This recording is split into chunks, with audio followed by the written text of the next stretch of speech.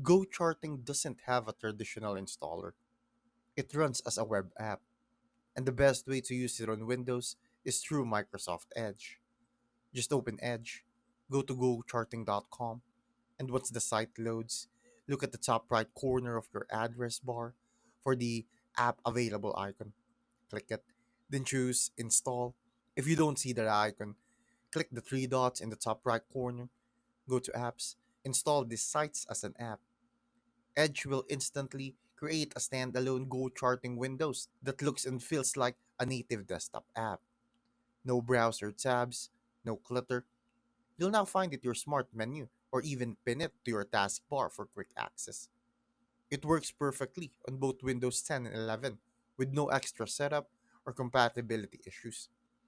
And since it's a progressive web app, it automatically updates every time you launch it, so you're always on the latest version without downloads or patches. That's it.